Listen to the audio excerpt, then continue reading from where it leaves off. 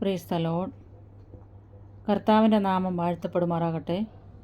എല്ലാ കുഞ്ഞുങ്ങളും സുഖമായിരിക്കുന്നെന്ന് കരുതുന്നു. എല്ലാവരും സുഖമായും ക്ഷേമമായും ദൈവം അനുഗ്രഹിക്കപ്പെടുമാറാകട്ടെ. എന്നെ കേൾക്കുന്ന കുഞ്ഞുങ്ങളെല്ലാം അനുഗ്രഹിക്കപ്പെടുമാറാകട്ടെ. ആയുസ്സും ആരോഗ്യവും ബലവും തന്ന് ദൈവം നടത്തട്ടെ എന്ന് ഞാൻ പ്രാർത്ഥിക്കുന്നു. നമുക്ക് ഇന്നത്തെ ചിന്തയ്ക്ക് വേണ്ടി നമുക്കൊരു വാക്യം വായിക്കാം. ഉൽപ്പത്തി പുസ്തകം 37 3 വാക്യം.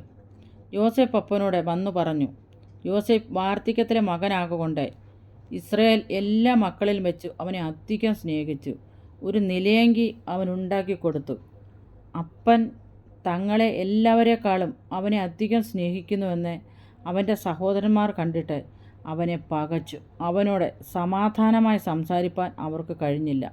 യോസേഫ് ഒരു സ്വപ്നം കണ്ട് അത് തൻ്റെ സഹോദരന്മാരോട് അറിയിച്ചതുകൊണ്ട് അവർ അവനെ പിന്നെയും അധികം പകച്ചു. അവൻ അവരോട് പറഞ്ഞത്, ഞാൻ കണ്ട സ്വപ്നം കേട്ടുകൊള്ളുവിൻ. നാം വയലിൽ കറ്റ കെട്ടിക്കൊണ്ടിരിക്കുന്നു. അപ്പോൾ എൻ്റെ കറ്റ എഴുന്നേറ്റ് നിവർന്നു നിന്ന് നിങ്ങളുടെ കറ്റകൾ ചുറ്റും നിന്നു എൻ്റെ കറ്റയെ നമസ്കരിച്ചു. അവൻ്റെ സഹോദരന്മാർ അവനോട്, നീ ഞങ്ങളുടെ രാജാവാകുമോ? നീ ഞങ്ങളെ വാഴുമോ എന്ന് പറഞ്ഞു. അവൻ്റെ സ്വപ്നങ്ങൾ നിമിത്തവും അവൻ്റെ വാക്ക് നിമിത്തവും അവനെ പിന്നെയും അധികം ദേഷിച്ചു. അവൻ മറ്റൊരു സ്വപ്നം കണ്ടു, തൻ്റെ സഹോദരന്മാരോട് അറിയിച്ചു, ഞാൻ പിന്നെയും ഒരു സ്വപ്നം കണ്ടു. സൂര്യനും ചന്ദ്രനും 11 നക്ഷത്രങ്ങളും എന്നെ നമസ്കരിച്ചു എന്ന് പറഞ്ഞു. അപ്പം നമ്മളിവിടെ വായിച്ച വാക്യത്തിൽ നമുക്കിത് കാണാൻ കഴിയുന്നുണ്ട്. യോസേഫ് കണ്ട ദർശനം മൂലം അല്ലെങ്കിൽ സ്വപ്നങ്ങൾ മൂലം സഹോദരന്മാർ യോസേഫിനെ ഏറ്റവും അധികം പകച്ചോ നമുക്ക് കാണാൻ കഴിയുന്നുണ്ട്. യോസേഫ് ദൈവകൃപ പ്രാപിച്ച ഒരു വ്യക്തിയായിരുന്നു. ദൈവിക ജ്ഞാനം പ്രാപിച്ച ഒരു വ്യക്തിയായിരുന്നു. അതുമാത്രമല്ല സുന്ദരനും കോമള രൂപിയായിരുന്നെന്ന് നമുക്കിവിടെ കാണാൻ കഴിയുന്നുണ്ട്. യോസേഫ് വാർദ്ധക്യത്തിലുള്ള മകനും, അതായത് റാഹേലിൻ്റെ മകനുമായിരുന്നല്ലോ യോസേഫ്. അതുകൊണ്ട് ഈ യോസേഫിനെ ഈ യാക്കോബ് ഏറ്റവും അധികം പിതാവ് സ്നേഹിച്ചതായിട്ട് നമുക്ക് കാണാൻ കഴിയുന്നുണ്ട്. ഇത് കണ്ടപ്പോൾ സഹോദരന്മാർക്ക് ആ സഹോദരനിലെ ഭയങ്കരമായ അസൂയ പൂണ്ടു. ഞങ്ങളും അപ്പൻ്റെ മക്കളല്ലേ, ഞങ്ങളും അപ്പൻ്റെ നാൽ ജനിച്ചതല്ലേ എന്നൊക്കെ ചോദിച്ച് അവർ പലപ്പോഴും പിറുപിറുക്കുന്ന അനുഭവം ഇവരുടെ ജീവിതത്തിലുണ്ടായിരുന്നു. എന്നാലേ യോസേഫ് ഒരു ദൈവകൃപ പ്രാപിച്ചതും ദർശനവും വെളിപ്പാടും കാണുന്ന ഒരു വ്യക്തി ആയതുകൊണ്ട് അതും തന്നെയല്ല, ജോസഫിനെ ഏറ്റവും അധികമായിട്ട് ഈ പിതാവ് വാർദ്ധക്യത്തിലെ മകനായതുകൊണ്ട് സ്നേഹിച്ചെന്ന് നമുക്കിവിടെ കാണാൻ കഴിയുന്നുണ്ട്. അതുമാത്രമല്ല യോസേഫിൻ്റെ ബർത്ത്ഡേ വന്നപ്പോൾ യോസേഫിന് നല്ലൊരു വസ്ത്രം ഈ യാക്കോബ് മേടിച്ചു കൊടുക്കുന്നതായിട്ട് കാണാൻ കഴിയുന്നുണ്ട്. അപ്പം നമുക്ക് 3 വാക്യത്തിൽ നമ്മൾ വായിച്ച എങ്ങനെയാണ്, യോസേഫ് അപ്പനോട് വന്ന് പറഞ്ഞു, യോസേഫ് വാർദ്ധക്യത്തിലെ മകനാകൊണ്ട് ഇസ്രായേൽ എല്ലാ മക്കളിലും വെച്ച് അവനെ അധികം സ്നേഹിച്ചു. ഒരു നിലയങ്കി അവനെ ഉണ്ടാക്കി കൊടുത്തു. അതായത് നെയ്ത് കൊടുക്കുകയാണ്. പഴയ നിയമകാലത്തെല്ലാം ഈ വസ്ത്രങ്ങളൊക്കെ നെയ്ത്, അനുഗ്രഹിക്കപ്പെട്ട വസ്ത്രങ്ങളും വില കൂടിയ വസ്ത്രങ്ങളൊക്കെ നെയ്ത് കൊടുക്കുന്ന ഒരു അനുഭവം ഉണ്ടായിരുന്നു. അത് നെയ്ത് വാങ്ങിച്ചുകൊണ്ട് ഈ ഇവൻ്റെ ബർത്ത്ഡേക്ക് അല്ലെങ്കിൽ യോസേഫിൻ്റെ ബർത്ത്ഡേക്ക് കൊണ്ടു കൊടുക്കുന്ന ഒരു അനുഭവം നമുക്ക് കാണാൻ കഴിയുന്നുണ്ട്. അധികമായിട്ട് സ്നേഹിച്ച ഒരു പിതാവിനെയാണ് നമുക്കിവിടെ കാണാൻ കഴിയുന്നത്. റിമനഘടകൽ പ്രൗഢലാദി. അതുകൊണ്ടാണ് നമ്മൾ പറയപ്പെടുന്നത്, മറ്റുള്ളവർ പറയപ്പെടുന്നത്, ഒരിക്കലും നമുക്കുള്ള കുഞ്ഞുങ്ങളെ 2 വിധത്തിൽ കാണരുത്. അതുകൊണ്ടാണ് യോസേഫിന് ഇത്രയും കാര്യങ്ങൾ സംഭവിച്ചെന്ന് ഇതിനകത്ത് നമുക്ക് കാണാൻ കഴിയുന്നുണ്ട്. എന്തുകൊണ്ടെന്നാൽ അതിനുശേഷം ഇവർ ആടുകളെ മേയ്ക്കാനായിട്ട് പല സ്ഥലങ്ങളിലേക്ക് കടന്നു പോയപ്പോൾ ഇവരുടെ വിവരങ്ങളെന്ന് പറയുന്നില്ല. ദിവസങ്ങളായി, ഇവർ മാസങ്ങളായി ആടിനെ മേയ്ക്കാൻ കടന്നു പോയിട്ട്, എന്നാൽ ഇവരുടെ വിവരമൊന്നും അറിയാതെ വന്നപ്പോൾ നമുക്ക് അതിനകത്ത് 11 വാക്യത്തിൽ കാണുന്നു, അവൻ്റെ സഹോദരന്മാർക്ക് അവനോട് അസൂയ തോന്നി. അപ്പനോ ഈ വാക്ക് മനസ്സിൽ സംഗ്രഹിച്ചു. അവൻ്റെ സഹോദരന്മാർ അപ്പൻ്റെ ആടുകളെ മേയ്പ്പാൻ ശേഖേമിൽ പോയിരുന്നു. ഇസ്രായേൽ യോസേഫിനോട്, നിൻ്റെ സഹോദരന്മാർ ശേഖേമിൽ ആട് മേയ്ക്കുന്നുണ്ടല്ലോ, വരിക, ഞാൻ നിന്നെ അവരുടെ അടുക്കൽ അയക്കും എന്ന് പറഞ്ഞു. അവൻ അവനോട്, ഞാൻ പോകാമെന്ന് പറഞ്ഞു. അവൻ അവനോട്, നീ ചെന്ന് നിൻ്റെ സഹോദരന്മാർക്ക് സുഖം തന്നെയോ, ആടുകൾ നന്നായിരിക്കുന്നുവോ എന്ന് നോക്കി വന്ന് വസ്തുത അറിയിക്കണമെന്ന് പറഞ്ഞു. ഹെബ്രോൻ താഴ്വരയിൽ നിന്ന് അവനെ അയച്ചു. അവൻ ശേഖേമിലെത്തി. അവൻ വെളിപ്രദേശത്ത് ചുറ്റി നടക്കുന്നത് ഒരുത്തൻ കണ്ടു. നീ എന്തന്വേഷിക്കുന്നു എന്ന് അവനോട് അതിനെ അവൻ, ഞാൻ എൻ്റെ സഹോദരന്മാരെ അന്വേഷിക്കുന്നു. അവർ എവിടെ ആട് മേയ്ക്കുന്നുവെന്ന് എന്നോട് അറിയിക്കണമേ എന്ന് പറഞ്ഞു. അവർ ഇവിടെ നിന്ന് പോയി തോഥാനിലേക്ക് പോയി എന്ന് ഈ കണ്ടയാൾ പറഞ്ഞു. കണ്ടയാൾ ഒരു ദൈവദൂതനാണെന്ന് പറയപ്പെടുന്നു. കാരണം യോസേപ്പ് അന്വേഷിച്ച് അലഞ്ഞ് ഇവർക്ക് ഭക്ഷണവുമായിട്ട് കടന്നു പോയിരിക്കുകയാണ്. എങ്ങനെയെങ്കിലും ഇവരെ കണ്ടുപിടിക്കണം, അതായിരുന്നു യോസേപ്പിൻ്റെ ഒരു പ്ലാൻ. യോസേപ്പ് ചെറിയ കുട്ടിയായിരുന്നു, 17 വയസ്സ് പ്രായമേ ഉള്ളൂ. തിരിച്ചറിവ് വരാനുള്ള പ്രായമൊന്നുമില്ല. യോസേപ്പ് ഈ സഹോദരന്മാരെ സ്നേഹിച്ചിരുന്നു. അതുമാത്രമല്ല, ഈ സഹോദരന്മാർ ചെയ്യുന്ന കാര്യങ്ങളൊക്കെയും ഈ പിതാവിനോട് ചെന്ന് പറയുന്നതും കൊണ്ടും ഇവർക്ക് അവരോട് വൈരാഗ്യം ഉണ്ടായിരുന്നു തന്നെയാണ് നമുക്ക് കാണാൻ കഴിയുന്നത്. എന്നാലും അവർ അവിടെ നിന്ന് പോയി നാം തോതാനിലേക്ക് പോകാമെന്ന് അവർ പറയുന്നത് ഞാൻ കേട്ടു എന്നവൻ പറഞ്ഞു. അങ്ങനെ യോസേപ്പ് തൻ്റെ സഹോദരന്മാരെ അന്വേഷിച്ച് ചെന്നു തോതാനിൽ വെച്ച് കണ്ടു. അവർ അവനെ ദൂരത്തുനിന്ന് കണ്ടിട്ട് കൊല്ലേണ്ടതിനെ അവിടെ അടുത്ത് വരും മുമ്പേ അവന് വിരോധമായി ദുരാലോചന ചെയ്തു. നോക്കിക്കോണം, സ്വന്തം സഹോദരനാണ്. ദൂരെ നിന്ന് കണ്ടപ്പോഴേ അവനെ കൊല്ലാൻ വേണ്ടിയിട്ട് ഇവർ ദുരാലോചന ചെയ്തവർ ആലോചിക്കാൻ തുടങ്ങി. ശന്തൽ പ്രബലാതി നമുക്കെതിരായിട്ട് നമ്മുടെ സഹോദരങ്ങളെല്ലാം, നമ്മുടെ ചുറ്റുപാടിലുള്ളവരെ, നമ്മുടെ സഭയിലുള്ളവരെ, നമ്മുടെ പ്രിയപ്പെട്ടവരെ നമുക്കെതിരായിട്ട് കൂട്ടം കൂടി നമ്മളെ കൊന്നുകളയാൻ വേണ്ടി പലപ്പോഴും ശത്രുവാൻ അവരുടെ ഹൃദയത്തെ കവർന്നു കൊണ്ടുവന്ന് ചെയ്യുന്ന ഒരു അനുഭവമാണ് നമുക്കിവിടെ കാണാൻ കഴിയുന്നത്. യോസേപ്പ് ഒരു തെറ്റ് മാത്രമേ ചെയ്തിട്ടുള്ളൂ. സ്വപ്നം കണ്ട്, ദർശനം കണ്ട്, വെളിപ്പാട് കണ്ട്. എന്നാൽ പറഞ്ഞു 11 നക്ഷത്രങ്ങളും ചന്ദ്രനും സൂര്യനും എല്ലാം എന്നെ നമസ്കരിക്കുന്ന അനുഭവം ഞാൻ കണ്ടു. കാരണം ആ ദൈവം മുന്നോട്ടുള്ള കാര്യങ്ങളും ഭാവി കാര്യങ്ങളിലുള്ള കാര്യങ്ങളെല്ലാം യോസേപ്പിന് ദൈവം അവിടെ അരുളി ചെയ്യുകയാണ്, വെളിപ്പെടുത്തി കൊടുക്കുകയാണ്. അവൻ സ്വപ്നം കണ്ടതുകൊണ്ട് ഏറ്റവും അധികം അവനെ പകച്ചു. അവൻ ഏറ്റവും വലിയ ഒരു ഇതായിട്ടുള്ള കെണിയായിരുന്നത് അവൻ്റെ വസ്ത്രമായിരുന്നു, അവൻ്റെ ഉടുപ്പ്. അവന് തുന്നിക്കൊടുത്ത ഉടുപ്പ്, അല്ലെങ്കിൽ നെയ്ത് കൊടുത്ത ഉടുപ്പ്, അവൻ അപ്പൻ വാങ്ങിച്ചു കൊടുത്ത വിലയേറിയ വസ്ത്രം. ഇതിലായിരുന്നു ഈ സഹോദരന്മാർ നോക്കിയിരുന്നത്. എന്തുകൊണ്ടെന്നാൽ ഈ വസ്ത്രം പറിച്ചുരിഞ്ഞിട്ട് അവർ ഡമനകടകൽ പ്രബലാദി കക്ഷക്കടകല സന്തൽ കടകലാദി അവനെ ഒരു കുഴിയിലേക്ക് എറിയുവാനിടയായി. ദൈവജനമേ, എന്നെ കേൾക്കുന്ന ഏതെങ്കിലും അനുഭവത്തിൻ്റെ കുഴിയുടെ അനുഭവം, പൊട്ടക്കിണറിൻ്റെ അനുഭവം നിൻ്റെ ജീവിതത്തിലുണ്ടെങ്കിൽ യോസേപ്പിനെ പകച്ചതുപോലെ സഹോദരന്മാർ, സഹോദരിമാർ, മറ്റുള്ളവർ, ബന്ധുക്കാർ, ബന്ധുമിത്രാദികൾ നിങ്ങളെ പകയ്ക്കുന്നുണ്ടെങ്കിൽ ഒരു കാര്യം നാം മനസ്സിലാക്കണം. നമുക്ക് ദർശനത്തിനൊരു അവധി ദൈവം വെച്ചിരിക്കുന്നു. അത് സമാപ്തിയിലേക്ക് എത്തപ്പെടുന്നു. സമയം തെറ്റിയാലും വരും നിശ്ചയം. അതിനുവേണ്ടി ആ ദർശനത്തിന് വേണ്ടി കാത്തിരുന്നവർ ഈ ബാലനായതുകൊണ്ടും 17 വയസ്സുള്ള കുട്ടി ആയതുകൊണ്ടും അത്രമാത്രം തിരിച്ചറിവൊന്നും യോസേപ്പിനില്ലായിരുന്നു. അപ്പോൾ ഇവനെ പിടിച്ചിട്ട് ഇവർ കുഴിയിലേക്ക് എറിഞ്ഞു. എന്നാൽ രൂപേൻ പറഞ്ഞു കൊല്ലരെന്നൊക്കെയും പറഞ്ഞു. എന്നാൽ ഇവർ കുഴിയിലേക്ക് വലിച്ചെറിഞ്ഞിട്ട് അവർ പോയി. ഇവൻ കൊണ്ടു ചെന്ന ഭക്ഷണം അവർ കഴിച്ചുകൊണ്ട് അവിടെ ഇരിക്കുകയാണ്. ഈ കുഞ്ഞിന് വേണമെന്ന് പോലും ചോദിക്കുന്നില്ല. അത് കാരണം ഇവനെ കൊന്നു കളയണമെന്നാണ് ഇവരുടെ ഒരു ആഗ്രഹവും താല്പര്യം. എങ്ങനെയെങ്കിലും ഇവനെ നശിപ്പിച്ചിട്ട് ഇവൻ്റെ അപ്പനിൽ നിന്ന് ആ സ്നേഹം ഇവർക്ക് പിടിച്ചു പറിക്കണം. അപ്പൻ സ്നേഹിക്കുന്ന ഒരു മകനാണ്. അപ്പൻ അവനെ ഒത്തിരി മാത്രം അധികം സ്നേഹിച്ചതുകൊണ്ട് അവരവരെ പകച്ചു എന്നാണ് നമ്മൾ കാണാൻ കഴിയുന്നുണ്ട്. എന്നാലേ അത് കഴിഞ്ഞിട്ട് യഹൂദ തൻ്റെ സഹോദരന്മാരോട്, നാം നമ്മുടെ സഹോദരനെ കൊന്ന് അവൻ്റെ രക്തം മറിച്ചിട്ട് എന്തുപകാരം യഹൂദ ചോദിക്കുന്നുണ്ട്. അങ്ങനെ യഹൂദ സ്തുതി എന്നാണല്ലോ അതിൻ്റെ അർത്ഥം. യഹൂദ പറഞ്ഞു കൊല്ലണ്ട എന്ന് പറഞ്ഞു. നമുക്കിവിടെ കാണുന്ന ഒരു പൊട്ടക്കിണറിലേക്ക് അവനെ വലിച്ചെറിയാമെന്ന് ഇങ്ങനെയൊക്കെ പറഞ്ഞു. നാം അവൻ്റെ മേൽ കൈവയ്ക്കരുതേ, അവൻ നമ്മുടെ സഹോദരനും നമ്മുടെ മാംസവുമല്ലോ എന്ന് പറഞ്ഞു.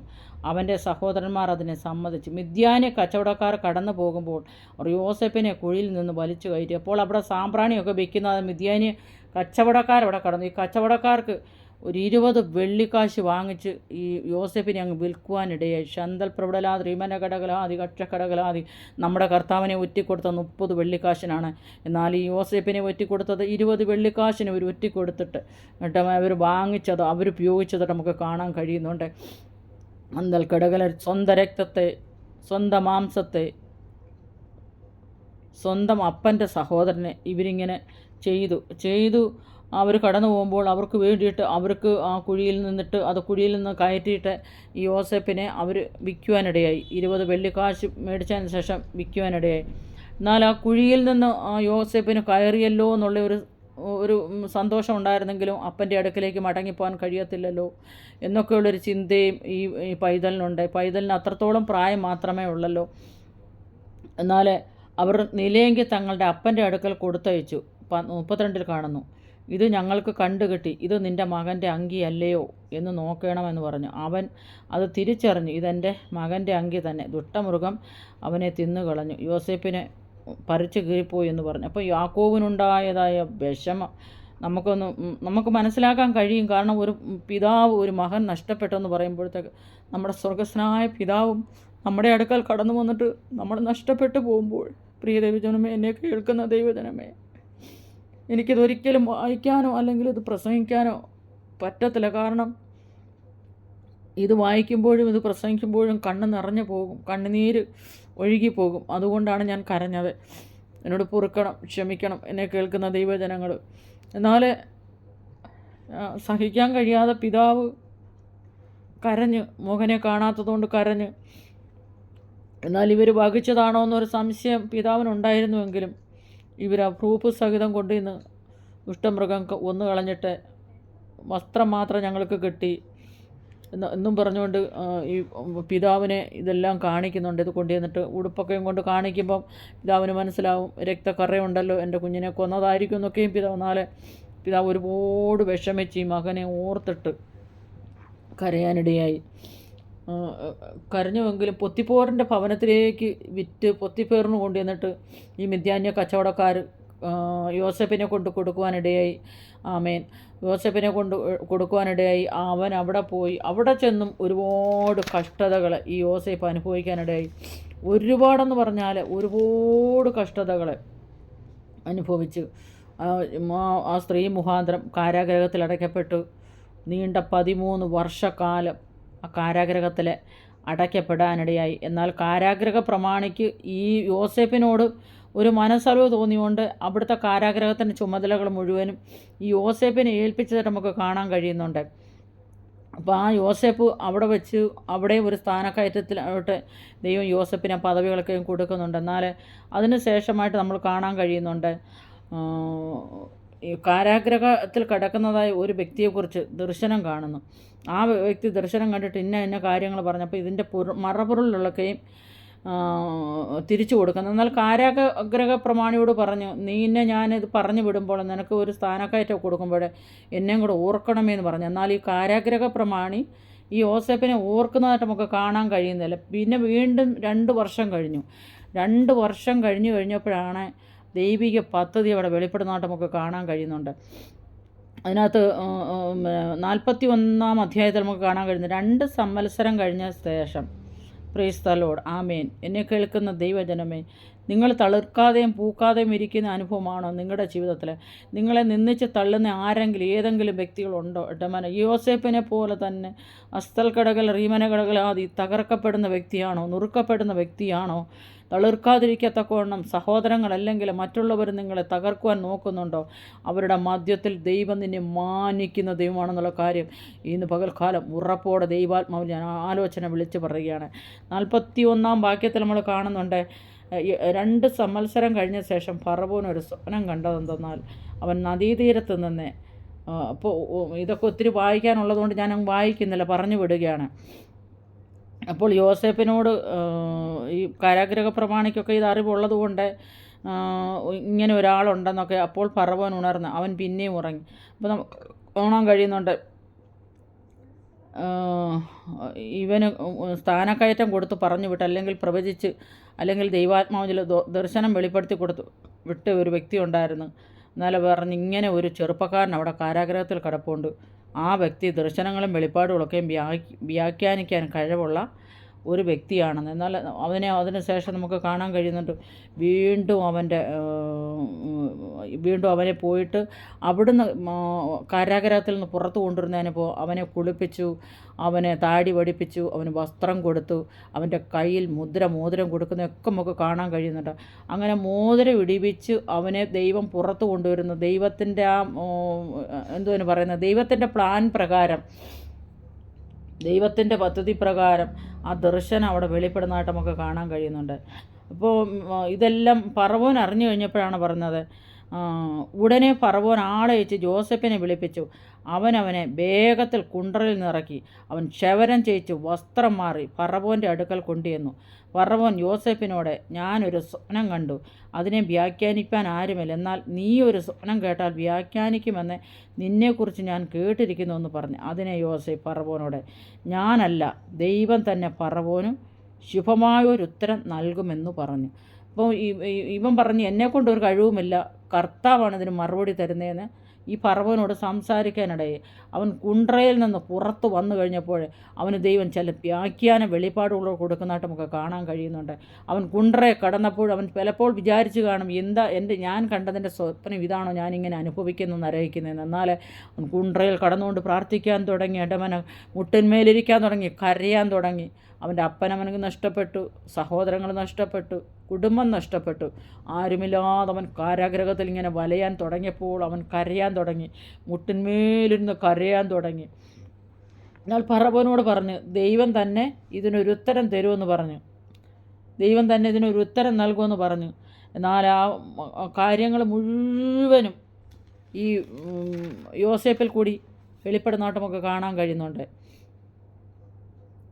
അപ്പോൾ 7 സംവത്സരത്തിൻ്റെ കാര്യങ്ങളൊക്കെ ആയിരുന്നു. അപ്പോൾ മിസ്രയീം ദേശത്ത് നിന്ന് മുഴുവനും ഭയങ്കരമായൊരു ക്ഷാമം വരുന്നു. അങ്ങോട്ടുള്ളൊക്കെ മറപൊരുളുകളെല്ലാം യോസേപ്പിൽ കൂടി ഈ ഫറവോൻ മനസ്സിലായി. അപ്പോൾ ഈ 7 വർഷം ധാന്യങ്ങളെല്ലാം എല്ലാ സ്ഥലത്തു നിന്നും ശേഖരിച്ച് ഇവരായിരിക്കുന്ന സ്ഥലത്തേക്ക് കൊണ്ടുവന്നു. അങ്ങനെ ആയിരിക്കുമ്പോൾ നമ്മൾ 45-ാം അധ്യായത്തിൽ നമ്മൾ കാണുന്നു, ദേശം മുഴുവനും ക്ഷാമമായി. ഈ സഹോദരന്മാരും ഈ യാക്കോബും ഒക്കെ ആയിരിക്കുന്നിടത്തെല്ലാം ക്ഷാമമാണ്. അവർക്കെല്ലാം ക്ഷാമം വന്നതുകൊണ്ട് ഭക്ഷണമൊന്നുമില്ല. അപ്പോൾ 7 വർഷം ശേഖരിച്ച ഭക്ഷണം ഈ ഫറവോൻ്റെ കൊട്ടാരത്തിലാണല്ലോ. അതുകൊണ്ട് ഇവരെന്ത് ചെയ്തെന്നറിയുമോ? ഈ ഫറവോൻ്റെ കൊട്ടാരത്തിലേക്ക് ഇവർ കടന്നു ചെന്ന്. എന്നാൽ ഇവരൊന്നും അറിയാതെയാണ് കടന്നു ചെല്ലുന്നത്. അന്തൽ കടകല റീമന കടകൽ പ്രബലാദി കക്ഷക്കടകല സന്തൽ കടകലാദി. യോസേപ്പിനെ അവിടെ വിറ്റതുകൊണ്ട് അവർക്കും ഒരനുഗ്രഹമായി. അപ്പം നമ്മൾ ഉൽപ്പത്തി പുസ്തകം 45:5 കാണുന്നു, ദൈവം അവരെ കരുന്നായിട്ട് നമുക്ക് കാണാൻ കഴിയുന്നുണ്ട്. അതായത് സഹോദരന്മാരെയും അപ്പനെയും കുടുംബത്തെ എല്ലാം അവരുടെ കുടുംബങ്ങളെ എല്ലാം കരുന്നായിട്ട് നമുക്ക് കാണാൻ കഴിയും. 45:5 എന്നെ ഇവിടെ വിറ്റതുകൊണ്ട് നിങ്ങൾ വ്യസനിക്കേണ്ട, വിഷാദിക്കുകയും വേണ്ട. ജീവരക്ഷയ്ക്കായി ദൈവം എന്നെ നിങ്ങൾക്ക് മുമ്പേ അയച്ചതാകുന്നു. അപ്പോൾ ഒരു കാര്യം യോസേപ്പിന് മനസ്സിലായി, ദൈവം അയക്കാതല്ല ഞാനിവിടെ കടന്നു വന്നത്, ദൈവം അയച്ചതുകൊണ്ടാണ് എനിക്കിവിടെ വരേണ്ട. അങ്ങനെ ഓരോ ദിവസം ദൈവം യോസേപ്പിനെ പഠിപ്പിച്ചുകൊണ്ടിരിക്കുകയായിരുന്നു. യഹോവയായ ദൈവം ആകാശവും ഭൂമിയും സൃഷ്ടിച്ചതിന് ശേഷം ഉൽപ്പത്തി 1:1 നമുക്ക് കാണുന്നുണ്ട്, ലോകത്തെ അതിൻ്റെ ഇഷ്ടം പോലെ പോകുവാൻ ഉപേക്ഷിച്ച് കളഞ്ഞില്ല. അതായത് കർത്താവ് സൃഷ്ടിച്ചു കഴിഞ്ഞപ്പോൾ സകല സൃഷ്ടിയെയും ഒരേപോലെ നടക്കുവാൻ, അല്ലെങ്കിൽ അവരെ ഉപേക്ഷിച്ച് കളയുവാൻ കർത്താവിന് താല്പര്യമുണ്ടായില്ല. അവൻ്റെ ജനത്തിൻ്റെ ജീവിതങ്ങളിൽ തുടർന്നും ഇടപെട്ടുകൊണ്ടിരിക്കുകയും അവൻ്റെ സൃഷ്ടിയെക്കുറിച്ച് താല്പര്യമുള്ളവരായിരിക്കുകയും ചെയ്യുന്നു. ദൈവം ഒരു ഘടികാരം ഉണ്ടാക്കുന്നതിനെ പോലെ ലോകത്തെ വെളിപ്പെടുത്തി അതെ മുറുക്കിക്കൊണ്ട് വയ്ക്കുകയും പിന്നെ അത് തനിയെ ക്രമേണ മുറുക്കം കുറഞ്ഞവയുമാക്കുവാൻ ദൈവം ഒരിക്കലും അങ്ങനെ വിട്ടുകൊടുക്കുകയില്ല. പിന്നെയോ അവൻ താൻ ഉണ്ടാക്കിയ കരുതുന്ന സ്നേഹവാനായ പിതാവാണ്. അവൻ്റെ സൃഷ്ടിയെക്കുറിച്ചും അവൻ്റെ ജനത്തെക്കുറിച്ചും ദൈവത്തിൻ്റെ തുടർമാനമായ കരുതലാണ് ഉപദേശമായി ദൈവിക കരുതലിനെ നമുക്കിവിടെ കാണാൻ കഴിയുന്നുണ്ട്. അങ്ങനെ ദൈവം അവിടെ വെച്ച് അവരെ കരുതുകയാണ്. അതായത് യോസേപ്പിനെ മാത്രമല്ല, യോസേപ്പിൻ്റെ കുടുംബത്തെയും യോസേപ്പിൻ്റെ പിതാവിനെയും യോസേപ്പിൻ്റെ സഹോദരന്മാരെ എല്ലാം ഇവിടെ കരുന്നായിട്ട് നമുക്ക് കാണാൻ കഴിയുന്നുണ്ട്. 45:5 കാണാൻ കഴിയുന്നുണ്ട്. അപ്പോൾ ദൈവിക പരിപാലനത്തിൻ്റെ അതിലേക്ക് അവർ കടന്നു പോകാനിടയായി. ശന്തൽ പ്രബടല റീവല കടകലാതി കക്ഷക്കടകല സന്തൽ കടകലാതി. ദൈവിക പരിപാലനം കുറഞ്ഞ പക്ഷം 3 സ്വഭാവങ്ങൾ ദൈവത്തിന് കാണാൻ കഴിയുന്നുണ്ട്. 1, ഭദ്രത. താൻ സൃഷ്ടിച്ച ലോകത്തെ ദൈവം തൻ്റെ ശക്തിയാൽ ഭദ്രമായി കാത്തു സൂക്ഷിക്കുന്നു. ദൈവത്തെ സ്വർഗത്തിൻ്റെയും ഭൂമിയുടെയും അതിലുള്ള സകലത്തിൻ്റെ സൃഷ്ടാവായി പുകഴ്ത്തിയ ശേഷം നെഹമ്യാവ് നീ അവയെ ഒക്കെയും രക്ഷിക്കുന്നു. നെഹമ്യാവ് 9:6 കാണുന്നു എന്ന് സാക്ഷ്യപ്പെടുത്തിയിരിക്കുന്നതായിട്ട് നമുക്ക് കാണാൻ കഴിയുന്നുണ്ട്. നിൻ്റെ നീതി ദിവ്യപർവ്വതങ്ങളെപ്പോലെയും നിൻ്റെ ന്യായവിധികൾ വലിയ ആഴിയെപ്പോലെയും ആകുന്നു. യഹോവേ നീ മനുഷ്യരെയും മൃഗങ്ങളെയും രക്ഷിക്കുന്നു. സങ്കീർത്തനം 36:6. എന്നാൽ ദാവീദിൻ്റെ ഏറ്റുപറച്ചിൽ ഇതുപോലെ തന്നെ വ്യക്തമാക്കുന്നു. ക്രിസ്തു സർവ്വജനത്തിനും മുമ്പേ ഉള്ളവൻ, അവൻ സകലത്തിനും ആധാരമായിരിക്കുന്നു എന്ന് പൗലോസ് കൊലോസ്യർ 1:17 സാക്ഷ്യപ്പെടുത്തിയിരിക്കുന്നത് പോലെ ദൈവത്തിൻ്റെ ഈ കാത്തു സൂക്ഷിക്കുന്ന ശക്തി അവൻ്റെ പുത്രനായ യേശു ക്രിസ്തുവിൽ കൂടെ പൂർത്തീകരിച്ചിരിക്കുന്നതായിട്ട് നമുക്ക് കാണാൻ കഴിയുന്നുണ്ട്.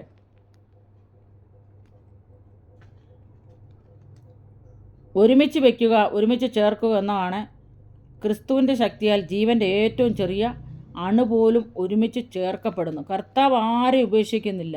ദൈവം ഒരുമിച്ച് ചേർക്കുവാൻ നമ്മളെ ആഗ്രഹിക്കുന്നു. 2, കരുതൽ. ദൈവം താൻ സൃഷ്ടിച്ച ലോകത്തെ കാത്തു സൂക്ഷിക്കുക മാത്രമല്ല ചെയ്യുന്നത്, താൻ സൃഷ്ടികളുടെ ആവശ്യങ്ങൾക്ക് വേണ്ടി കരുതുകയും ചെയ്യുന്നു. ദൈവം ലോകത്തെ സൃഷ്ടിച്ചപ്പോൾ അവൻ കാലങ്ങളെയും സൃഷ്ടിച്ചു. ഉൽപ്പത്തി 1:14. മനുഷ്യർക്കും മൃഗങ്ങൾക്കും വേണ്ട ആഹാരം കൊടുത്തു. ഉൽപ്പത്തി 1:29-30. ജലപ്രളയം ഭൂമിയെ നശിപ്പിച്ച ശേഷം ദൈവം തൻ്റെ കരുതലിൻ്റെ വാഗ്ദത്തം ഭൂമിയിലുള്ള കാലത്തോളം വിതയും കൊയ്ത്തും ശീതവും ഉഷ്ണവും വേനലും വർഷവും രാവും പകലും നിന്ന് പോകുകയില്ല എന്ന് കർത്താവ് പറഞ്ഞിട്ടുണ്ട്. ഉൽപ്പത്തി 8:22 എന്നീ വാക്കുകളിൽ പുതുക്കി പല സങ്കീർത്തനങ്ങളിലും ഈ വാക്കുകൾ പറയുന്നതായിട്ട് നമുക്ക് കാണാൻ കഴിയും. സൃഷ്ടികൾക്ക് വേണ്ടി കരുതുന്ന ദൈവത്തിൻ്റെ നന്മയെക്കുറിച്ച് സാക്ഷ്യപ്പെടുന്നതായിട്ട് നമുക്ക് കാണാൻ കഴിയുന്നുണ്ട്. ഉദാഹരണത്തിന് സങ്കീർത്തനം 104-ലും 145-ലും ദൈവം തന്നെ അവൻ്റെ സൃഷ്ടി ശക്തിയെയും കരുതലിന് ശക്തിയെയും യോബിന് വെളിപ്പെടുത്തി കൊടുത്തു. യോബ് 32-ലൊക്കെ നമുക്ക് കാണാൻ കഴിയുന്നുണ്ട്. ദൈവം ആകാശത്തിലെ പറവകൾക്ക് വേണ്ടിയും വയലിലെ താമരകൾക്ക് വേണ്ടിയും കരുതുന്നു എന്ന് യേശു അസന്നിഗ്ധമായി വാക്കുകളാൽ വ്യക്തമായി പറഞ്ഞിരിക്കുന്നു. മത്തായി 6:26-ഉം 30:10-29 ഒക്കെ നമുക്ക് കാണാം. അവൻ്റെ കരുതൽ മനുഷ്യൻ്റെ ശാരീരികമായ ആവശ്യങ്ങൾ മാത്രമല്ല, ആത്മീക ആവശ്യങ്ങളും ഉൾപ്പെട്ടിരിക്കുന്നു. അപ്പോൾ ഈ വചനങ്ങളിലൊക്കെ നമുക്ക് കാണാൻ കഴിയുന്നുണ്ട് ദൈവത്തിൻ്റെ പ്രവൃത്തിയും ദൈവത്തിൻ്റെ കരുതലും എത്രമാത്രമാണ്. ദൈവം ഈ തൻ്റെ കുടുംബത്തെ അല്ലെങ്കിൽ തൻ്റെ ജനത്തെ അവിടെ പരിപാലിച്ച് കരുതുന്നതായിട്ട് നമുക്ക് കാണാൻ കഴിയുന്നുണ്ട്. ഉൽപ്പത്തി പുസ്തകം 45:5-ലൊക്കെ നമുക്ക് കാണാൻ കഴിയുന്നുണ്ട്. ദൈവിക കരുതൽ അവിടെ അനുഭവിക്കുന്നു. അപ്പോൾ അവരോട് ഈ യോസേഫ് പറയുന്ന ഇപ്രകാരമാണ്, എന്നെ ഇവിടെ വിറ്റതുകൊണ്ട് നിങ്ങൾ വിഷാദിക്കേണ്ട. ദൈവം ഇവിടെ എന്നെ നിങ്ങൾക്ക് മുമ്പായിട്ട് അയച്ചു. കാരണം ഇങ്ങനെയൊക്കെയുള്ള കാര്യങ്ങൾ വരുന്നുണ്ടെന്നുള്ള കാര്യം ദൈവത്തിന് നേരത്തെ അറിയാവുന്നതുകൊണ്ട് ദൈവം എന്നെ ഇവിടേക്ക് അയച്ചാണ്. അപ്പോൾ എൻ്റെ ദൈവമോ നിങ്ങളുടെ ബുദ്ധിമുട്ടൊക്കെയും മഹത്വത്തോടെ തൻ്റെ ധനത്തിനൊത്തണം ക്രിസ്തു യേശുവിൽ പൂർണ്ണമായി തീർത്തു വരും. ഫിലിപ്പിയർ 4:19 നമുക്ക് കാണാൻ കഴിയുന്നുണ്ട്. അപ്പോൾ ദൈവം ബുദ്ധിമുട്ടുകളെ മാറ്റുന്ന കർത്താവാണ്. ദൈവം നമ്മുടെ ഉഴൽച്ചകളെ അറിയുന്ന കർത്താവാണ്. ദൈവം നമ്മളെ അനുഗ്രഹിക്കുന്ന കർത്താവാണ്. അപ്പോസ്തലനായ യോഹന്നാൻ പറയുന്നു, 3 യോഹന്നാൻ 2 നമുക്ക് കാണാൻ കഴിയുന്നുണ്ട്. 3 നമുക്ക് കാണാൻ കഴിയുന്നത് ഭരണം. ദൈവം തൻ്റെ സൃഷ്ടിയെ സംരക്ഷിക്കുകയും അതിനായി കരുതുകയും ചെയ്യുന്നതോടൊപ്പം അവൻ ലോകത്തെ ഭരിക്കുകയും ചെയ്യുന്നു. ദൈവം പരമാധികാരിയാകിയാൽ ലോക ചരിത്ര സംഭവങ്ങൾ അവൻ്റെ അനുവദനീയമായ ഹിതപ്രകാരം അവൻ്റെ മേൽനോട്ടത്തിലും സംഭവിക്കുന്നു. ചിലപ്പോൾ അവൻ്റെ രക്ഷണീയ ഉദ്ദേശത്തിനായി അവൻ നേരിട്ട് ഇടപെടുന്നു. അപ്പോൾ ദൈവത്തിൻ്റെ വചനത്തിൽ പറയുന്നു, നമുക്ക് നേരിട്ട് കർത്താവ് ഇടപെടുന്നു. കർത്താവ് അനേകരെ രക്ഷിക്കുന്നതിന് വേണ്ടി. എങ്കിലും ദൈവം ചരിത്രം പൂർത്തിയാക്കത്തക്കവണ്ണം അവരെ പരമാധികാരവും ഈ ലോകത്തിലെ ഭരണവും പരിമിതിപ്പെടുത്തിയിരിക്കുന്നു. അപ്പോൾ ഈ ലോകത്തിൻ്റെ ദൈവം അവിടെ ഉണ്ടല്ലോ, അതിൻ്റെ കണ്ണുകളെ പലപ്പോഴും തിരുവഴുത്തിൽ നമുക്ക് കാണാൻ കഴിയുന്നുണ്ട്. ഓരോരുത്തരുടെയും കണ്ണുകളെ കുരുടാക്കി വെച്ചിരിക്കുന്നു. അതുകൊണ്ട് ഒരിക്കലും ഒരു ജനത്തിന് മുന്നോട്ട് പോകാൻ കഴിയാതെ വണ്ണം അങ്ങനെ ആയിരിക്കുന്ന അനുഭവമില്ല. അപ്പം ദൈവം തൻ്റെ ജ്ഞാനത്താൽ നിശ്ചയിക്കപ്പെട്ട സമയത്ത് സാത്താനെയും അവൻ്റെ സകല ദുഷ്ടതയും നശിപ്പിച്ച് കളയുന്ന വെളിപ്പാട് 19:20 നമുക്ക് കാണാൻ കഴിയുന്നുണ്ട്. ദൈവത്തിൻ്റെ പരിപാലനവും ദൈവത്തിൻ്റെ ഹിതവും ദൈവത്തിൻ്റെ ദിവ്യ പരിപാലനവും മനുഷ്യൻ്റെ കഷ്ടത ഇതെല്ലാം ഇതിനകത്ത് അടങ്ങിയിട്ടുണ്ട്. മനുഷ്യൻ കഷ്ടതയ്ക്ക് വേണ്ടി ജനിച്ചിരിക്കുന്ന നീയോ പറയുന്നുണ്ട്. കഷ്ടത്തിൻ്റെ അപ്പം തിന്നാലും ഞെരുക്കത്തിൻ്റെ വെള്ളം കുടിച്ചാലും നിൻ്റെ ഉപദേഷ്ടാവ് നിന്നിൽ മറഞ്ഞിരിക്കത്തില്ലെന്ന് ദൈവത്തിൻ്റെ വചനം പറയുന്നുണ്ട്. ഈ നാളുകളിൽ ദൈവപ്രവൃത്തിക്ക് വേണ്ടി നമ്മളെ ഏൽപ്പിച്ചു കൊടുക്കുകയാണെങ്കിൽ ഉൽപ്പത്തി പുസ്തകത്തിൽ പറയുന്നത് പോലെ തന്നെ യോസേഫിനുണ്ടായ കഷ്ടത അവസാനം അത് നന്മയ്ക്കായിട്ട് ആക്കി തീർത്ത ദൈവത്തെയാണ് നമ്മൾ ആരാധിക്കുന്നത്. നമ്മൾ ജീവനുള്ള ദൈവം. നമുക്ക് വേണ്ടി നമ്മളെ ആരെങ്കിലും എതിർക്കുന്നുണ്ടോ?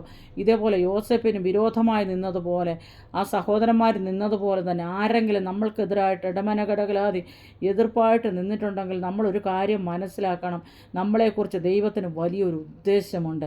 നമ്മളെ ദൈവം വിളിച്ച് വേർതിരിച്ചത് വെറുതെ അല്ല. ദൈവത്തിൻ്റെ രക്തം, അവസാനത്തുള്ള രക്തം വരെ ഊറ്റിത്തന്ന് നമ്മളെ കർത്താവ് വിളിച്ച് വേർതിരിച്ചെങ്കിൽ, നമ്മളെ ദൈവം സഹായിച്ചെങ്കിൽ, നമ്മളെ സ്നേഹിച്ചെങ്കിൽ അത് വൃഥാവായി പോകത്തില്ല. ദൈവജനമേ, നമ്മളെ നഷ്ടപ്പെടുത്തി കളയുവാൻ, നമ്മളെ ഇല്ലാതാക്കുവാൻ പലപ്പോഴും ശത്രുവായൻ വാത കെട്ടി വാട കോരി നിൽക്കുമ്പോൾ അവൻ്റെ മുമ്പിലൊക്കെ നമ്മൾ ചഞ്ചലപ്പെട്ടു പോകാൻ ദൈവം അനുവദിക്കില്ല. ദൈവമാണ് ഒരു വ്യക്തിയെ പണിയുന്നത്, ദൈവമാണ് ഒരു വ്യക്തിയെ വിളിച്ചു വേർതിരിച്ചത്, ദൈവമാണ് ഒരു വ്യക്തിയെ കരുതിയത്. എന്നാലത് നമ്മൾ മനസ്സിലാക്കേണ്ടത് അത്യന്താപേക്ഷിതമാണ്. ഈ ലോകത്തിൻ്റെ സാത്താനെ അവിശ്വാസികളുടെ കണ്ണു കുരുടാക്കിക്കൊണ്ട്, അതുപോലെ ഈ സഹോദരന്മാരെ ഈ ലോകത്തിലെ പിശാച് കരങ്ങളിലെടുത്തിട്ട് അത് ദൈവം നന്മയ്ക്കായിട്ട് മാത്രമാണ് യോസേപ്പിനെ അത് ഉണ്ടായത്. ഇവർ ചെയ്തത് മുഴുവനും അവർക്കൊരിക്കലും തിന്മയ്ക്കല്ല. പൊത്തിപ്പേറിൻ്റെ ഭാര്യ ചെയ്തതും ഈ സഹോദരൻ നന്മയായിട്ട് വരുവാനിടയായി. പൊത്തിപ്പേറിൻ്റെ ഭാര്യ അവനോട് അവൻ പറഞ്ഞു, ഞാൻ ഒരിക്കലും പാപം ചെയ്യത്തില്ല, ഞാനൊരു ദൈവ പൈതലാണ്. അവന് ആ സാഹചര്യത്തിലും തെറ്റ് ചെയ്യാമെന്ന സ്ഥാനത്തും അവന് മാറി നിന്നിട്ട് അവൻ പറഞ്ഞു, ഒരിക്കലും ഞാൻ എൻ്റെ കർത്താവിൻ്റെ കയ്യിൽ നിന്ന് ഒരിക്കലും ഞാൻ തെറ്റ് ചെയ്യുന്ന ഒരു വ്യക്തിയായി തീരത്തില്ല. ഞാൻ ദൈവത്തെ വിളിക്കുന്നൊരു ദൈവം. നമ്മൾ ഏത് സാഹചര്യത്തിലായാലും ഏത് മേഖലയിലായാലും തെറ്റ് ചെയ്യപ്പെടാനുള്ള ഒത്തിരി സാഹചര്യങ്ങൾ നമ്മുടെ ജീവിതത്തിലുണ്ട്. എന്നെ കേൾക്കുന്ന പ്രിയ ദൈവജനമേ, നമ്മൾ ഒരിക്കലും ഭാര്യയെ വഞ്ചിക്കാൻ പാടില്ല, ഭർത്താവിനെ വഞ്ചിക്കാൻ പാടില്ല, കുഞ്ഞുങ്ങൾ മാതാപിതാക്കളെ വഞ്ചിക്കാൻ പാടില്ല. ദൈവവചനത്തിൻ്റെ വ്യവസ്ഥ ഇല്ലത്. ദൈവവചനം തീ പോലതും പാറയെ തകർക്കുന്ന ചുറ്റീകമാണ്. ദൈവത്തിൻ്റെ വചനത്തിൻ്റെ ശക്തി വെളിപ്പെട്ട് കഴിയുമ്പോൾ, അല്ലെങ്കിൽ പാപത്തെക്കുറിച്ച് നീതിയെക്കുറിച്ച് ന്യായവിധിയെക്കുറിച്ചും ബോധം വരുത്തുന്ന ദൈവത്തിൻ്റെ പരിശുദ്ധാത്മാവ് ഈ ലോകത്തിലായിരിക്കുമ്പോൾ ശന്തൽ പ്രബലലാതി റീമനഘടകലാതി കഷ്ടങ്ങളും പ്രയാസങ്ങളും നിന്ദകളും പരിഹാസങ്ങളും നമ്മുടെ ജീവിതത്തിൽ കടന്നു വന്നാൽ ഒരിക്കലും നമ്മൾ ദൈവത്തെ തള്ളിപ്പറയുന്നവരായി തീരല്ലേ. നമ്മൾ ദൈവത്തിൻ്റെ നാമം ഏത് മേഖലയിലായിരിക്കും, ഏത് ഘട്ടത്തിലായിരിക്കാലും ദൈവത്തിൻ്റെ നാമം ഉയർത്തിപ്പിടിക്കുന്നവരായി തീരുവാൻ വേണ്ടിയിട്ട് നമ്മൾ ഈ നാളുകളിൽ ഒരുങ്ങേണ്ടത് അത്യന്താപേക്ഷിതമാണ്. അടൽ പ്രബലലാതി അക്ഷക്കടകല സന്തൽ പ്രബലലാതി അക്ഷക്കടകല സന്തൽ കടകലാതി. കർത്താവിൻ്റെ വചനം പറയുന്ന സകലതും നന്മയ്ക്കായി കൂടി വ്യാപരിപ്പിക്കുന്ന ദൈവമാണ്.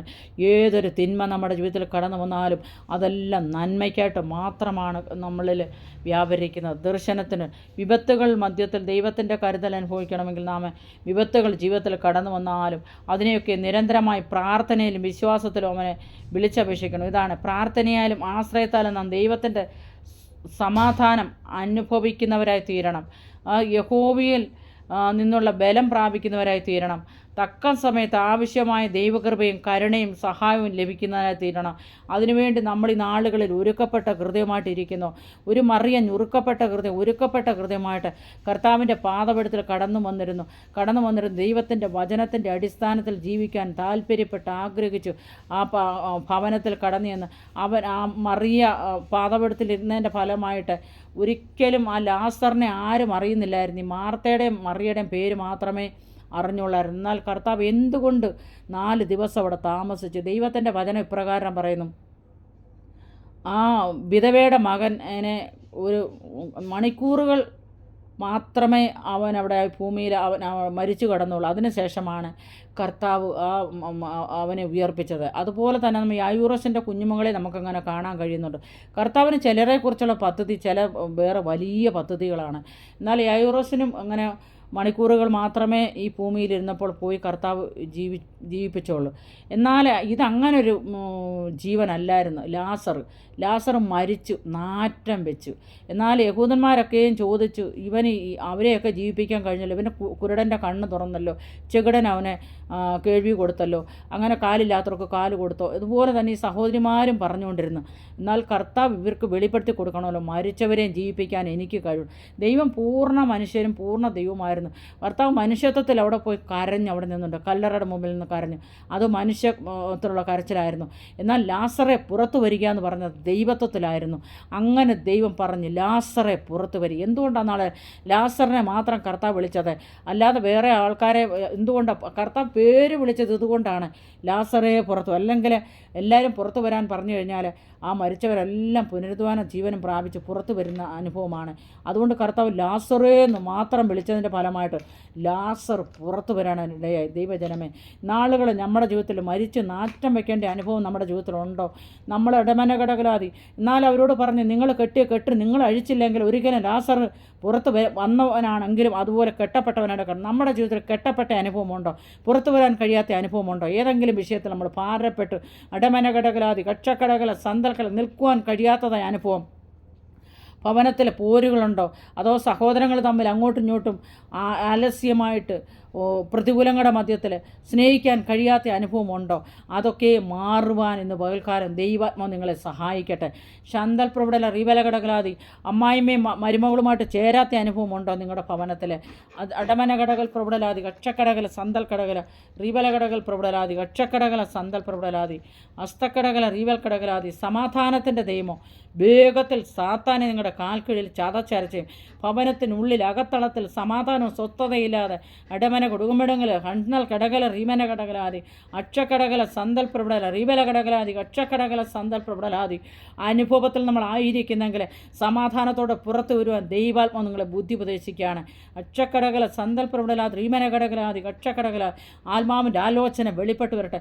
ഒരു യോസേപ്പിനെ അന്തൽ കടകലാതി അവിടെ ഉള്ള എല്ലാവരേക്കാളും മന്ത്രിയാക്കുവാൻ ദൈവത്തിന് കഴിഞ്ഞെങ്കിൽ രാജാവിൻ്റെ മുദ്ര മോതിരം അവൻ്റെ കയ്യിലേക്ക് അണിയിപ്പിച്ചിട്ട് പറഞ്ഞു, നീ സകലത്തിന് അവകാശിയാണ്, സകലവും ഞാൻ അടമനഘടകൽ അധികാരം കൊണ്ട് മാത്രം ഞാൻ നിൻ്റെ തലയായിരിക്കുന്നു, ബാക്കിയുള്ള കാര്യങ്ങൾ മുഴുവനും നിൻ്റെ കരത്തിൽ ഞാൻ ഏൽപ്പിച്ചു കൊടുക്കുന്ന നടമനഘടകലാതി സന്തൽ പ്രബടലാതി യോസേപ്പിനോട് ആ രാജാവ്, ഈ ലോകത്തിലെ രാജാവ് പറഞ്ഞെങ്കിൽ രാജാവും കർത്താവുമായി നമ്മൾ ദൈവത്തെ വിളിക്കുന്ന നമ്മളെ ഒരിക്കലും ദൈവം കൈവിടത്തില്ല. ദൈവജനമേ, ശന്തൽ പ്രബടലാതി റീമനഘടകൽ പ്രബടലാതി കക്ഷക്കടകല സന്തൽ പ്രബടലാതി റീബലഘടകൽ പ്രബടലാതി കക്ഷക്കടകല സന്തൽ കടകലാതി ജാതിക രാജാവിന് ഇത്രത്തോളം ആ മനുഷ്യനെ വലിയ അധികാരത്തിലേക്ക് കൊണ്ടുവരാൻ കഴിയുമെങ്കിൽ സ്വർഗത്തിൽ അധിവസിക്കുന്ന രാജാവും കർത്താവും താൻ മാത്രം അമർത്യത്തിൽ വസിക്കുന്നവൻ, അടുത്ത കൂടാത്ത വെളിച്ചത്തിൽ വസിക്കുന്ന സർവശക്തൻ, സർവജ്ഞാനി, സർവവ്യാപിയായ ദൈവത്തിന് കഴിയാത്ത